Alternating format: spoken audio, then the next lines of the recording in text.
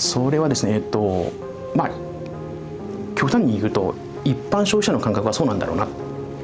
です。はい。それ以上の何もなく、早くクローンしてくれぐらいな気持ちです。必要としてくれてる人に届けられていないので、なんでクローンしてほしいですね。それを自分がやりたいと思ってるのに、自分がやりたいと思ってることを人にやってもらうのってなんか変じゃないですかっていうのからお断りしてます。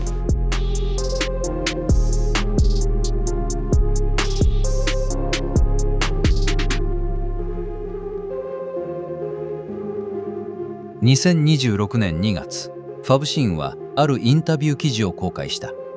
一人で1万個量産、290円のマイコンボード。UIAP DOE No。目指す先は100均の棚。UIAP DOE No は RISC-V アーキテクチャを採用したマイコンボードだ。USB ケーブル1本で開発できる Arduino 互換ボードで、価格はたったの290円。開発、製造の手配、梱包、出荷まで担当するのは梅田裕樹、たった一人だ。基板は1ロット1万個。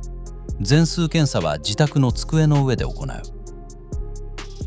基板のデータから製造方法まで包み隠さず公開し、自分の手を離れても構わないと語っている。この記事に対し X では梅田氏を称賛する声があった一方で、ダンピングだ、業界の価格を壊すといった反応など様々な意見が寄せられた。最終的に賛否を含む関連投稿のインプレッションは合計130万を超え、 X のトレンド入りを果たした。記事の公開から約2ヶ月、梅田氏に記事公開後の反響や今後について話を聞いた。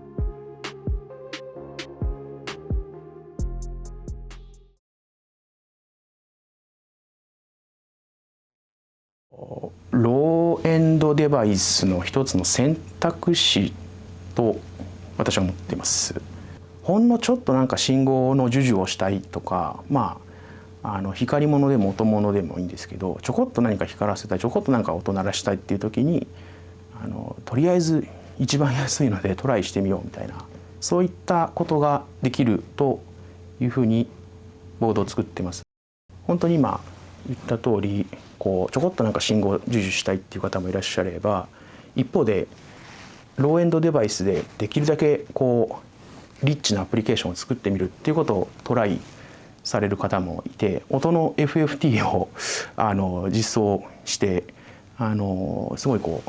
リアルタイム性が高い液晶への描画をしつつ音の周波数解析したりとか、あとなんかゲーム作ってくださったりとか、あとは教育機関さんですね、先生が教材作りたいよと。で自分がもともと持ってるその教育としてのストーリーがあって、その中のここが高いんだっていうのがたまたまこのマイコンボードで置き換えが可能だっていうんであれば、そこに置き換えて、例えば50個100個っていう単位で授業で使ってもらうというようなアプリケーションをお客さんからお聞きしておりますね。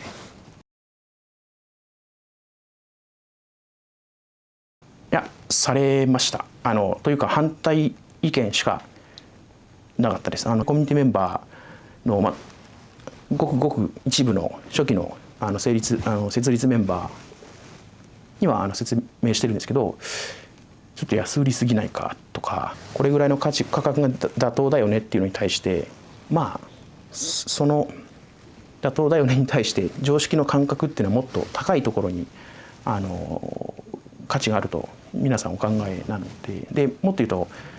例えば身内本当に家族とか、あといとことか親戚とかに話すと、先にやっぱ出てくる言葉は特許取ったみたいな知的財産権の囲い込みをして、それによってうまく利益を生み出す構造をあなたは作りましたかっていうことを聞かれるので、そうはしてないよっていうと、えって言われる、なんで特許取らないのって言われるのが、おそらくそれは普通の反応なんですけれどっていうような反応だったので、基本的にその価格は変だよっていうのが反応で、全部反対でしたね。はい。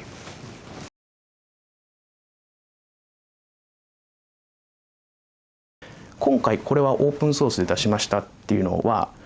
すごく端的に言うと、もう皆さん車輪の再開発いい加減やめませんかっていう、ただそれだけなんです。危険なのでオープンソースのエディターは入れません、フリーのエディターは入れませんで、ペイントでこう手書きで書いてくださいみたいな、そんな状況が当然ハードウェアに関しても起こるので、なんで Arduino とかもっとこうオープンソースベースでそれをインフラと捉えて使えばいいのに、そこすらも内製してそこからスタートしないと開発ができないんだっていう、自分が単純に感じた不満をここにぶつけたっていうのがオープンソースにしたところの理由の一つです。なんでオープンソース活動家とかコピーレフトを推奨している人間では全くないんですね。実は私SNS 見てない人間なので、基本的にオンタイムでリアルタイムでどう反応がいったかっていうのは細かくウォッチしてないです。で一方で、後日それをこう統計的に見る言及してくれてるものに対して、どんな、その反応があるかっていうのを、例えば AI にざっくり取り込ませて賛成論反対論こういうのがあるよでポンポンポンポンとこういうふうなのがあります10個箇条書きで出ましたみたいな、そういうふうな感じで捉えてました。なのでバズったか否かっていう着眼点で見てないのが、ちょっと正直なところで、一方でじゃあどう捉えてるかっていうと、すごくシンプルに言えば1万人分のその消費者アンケートが取れましたというふうな理解をしてます。議論がバーンと行われ活性化して、で賛成論も反対論も入り混じりながら、特に反対論者がすごく多かったっていうのが僕の中で一つイノベーションを作るきっかけになってるなっていう、これはイノベーションであろうと確信を得たと、その2つが僕の率直な意見です。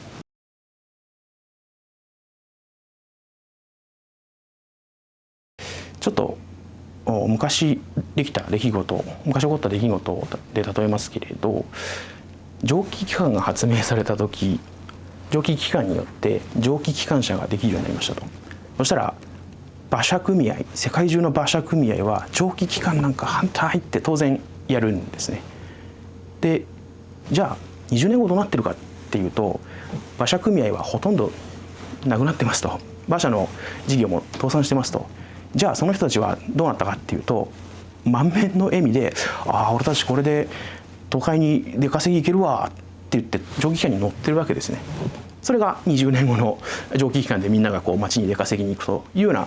状態に相当すると思うんで、これがイノベーションで本当にいろんなところにこうバーンと波及したかどうかっていうのは10年後20年後のお楽しみになるんですけれど、僕が健康でいて50歳とかそれぐらいになった時にそういう世界になってると、あの時のこうやったことはそういうのにつながったんだなと、多分自分自身が消化できると思います。それはですね、極端に言うと一般消費者の感覚はそうなんだろうなです。はい。それ以上の何もなく。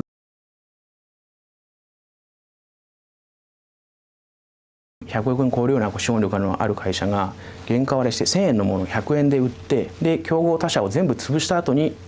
1000円のやつやっぱり100円じゃなくて1万円で売りますってやることがダンピングの本質で、それが一個ダンピングの本質的なところと、で一方で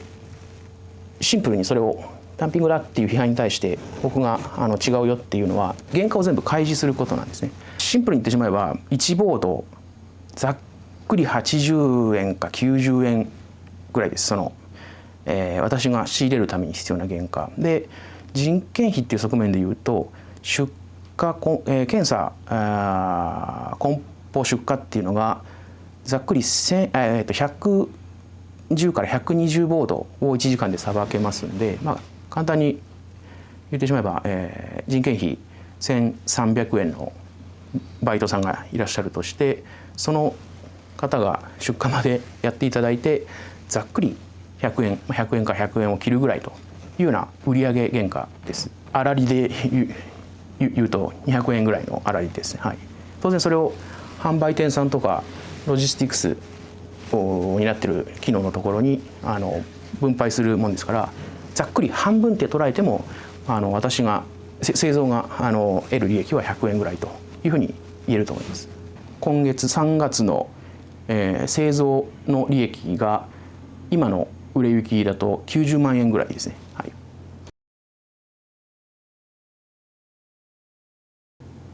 はい、ありました。もともと記事が出る前はおおよそおそらく売上の数は600から1000ボードちょっとぐらいが月出てました。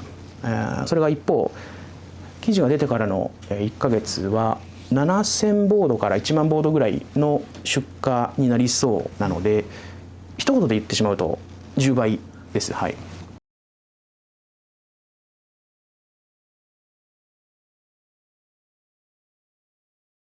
やっぱりハードウェアの界隈は物理的な操作とか物理的な何かが伴うので、ソフトウェアの領域はコマンド産業とかで自分のパソコンの中に開発環境ごと、クローンできたりするんですけれど、物理的なものが絡むといくらそのものの設計図がこうであると見せられても、じゃあそのものどうやって作るんだよで止まってしまうんですね。だからハードウェアに関してはオープンソースマニファクチャリングまでやらないとクローナブルになりにくいかなっていうふうに思ってます。一方で本当にそのハードルを極限まで下げて、例えばワンクリックしたらそのクローン品が家に届くみたいな状況までは現時点ではちょっと持っていけなそうと思ってて、というのがライセンスっていうのをきちっと理解してクローンしてもらわないと当然いけませんので、今オンタイムでライセンスを読まない人とかどういう状態で物が届くのかっていうのを分からない人がポッポッポッポッポッってやったら発注でして家に届くっていう状態はちょっと避けたいなとは思っています。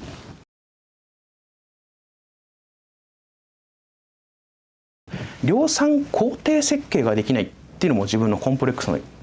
一個なんですね。なんでまずは手作業で1万個作って、その後手作業でクローンできるよ、で手作業のクローンで290円で売っても利益出るよっていうモデルは示した後に量産工程設計を自分でしたいと思ってます。で、いわゆる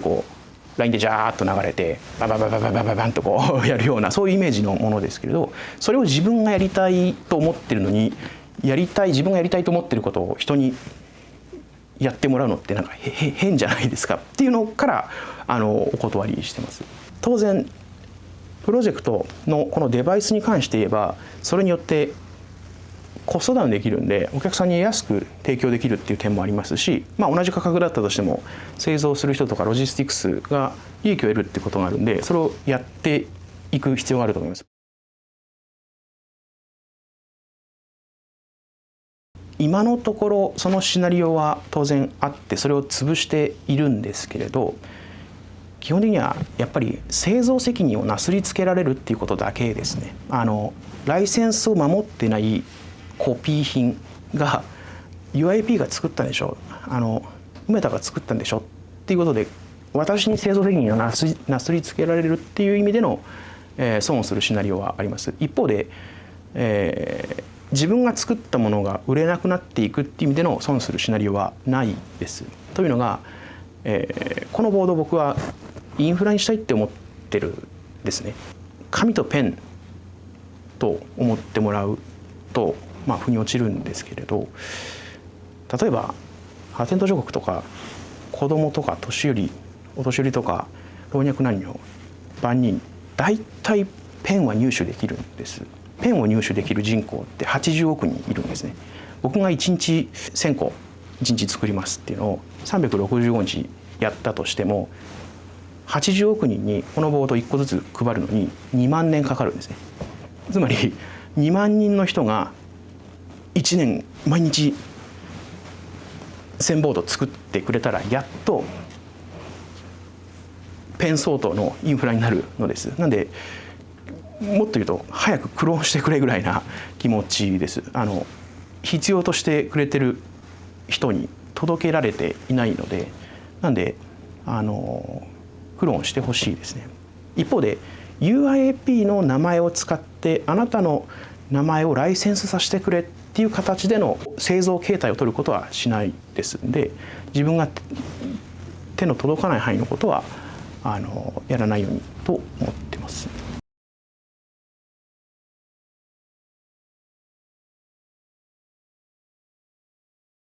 動くベータ版ができたという状態で、これ部品実装済みのものを40ボード作って、このボードを作るのに意見してくれたコントリビューターに、優先的に2ボードずつぐらい配ってます。で販売まで多分こぎつけるパッケージになってると思ってて、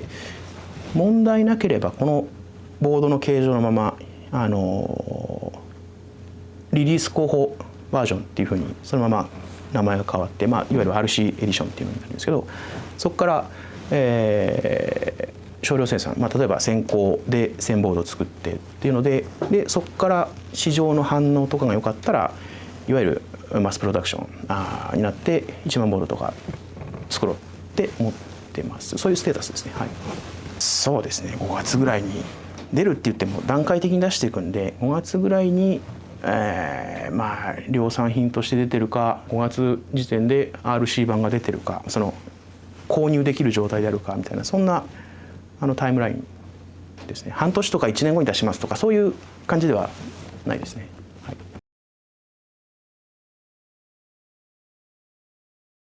いちごジャムと、連携するっていう表現がちょっと正しいかどうかわからないですけど、いちごジャムのデバイスソリューションがちょっとお高めであるっていうのを福野さんから相談いただいて、それに応える形で、こういうボードをベースにいちごジャムに互換するハードウェアを作れたらなっていうので、ちょこちょこ話してたりしますね。なんで具体的にどうするっていうのだと、このボード、ないし、僕のオープンソースのやり方でいちごジャムの互換品に相当するハードウェアとか、ソフトウェア実装とかを作っていきたいなって思ってます。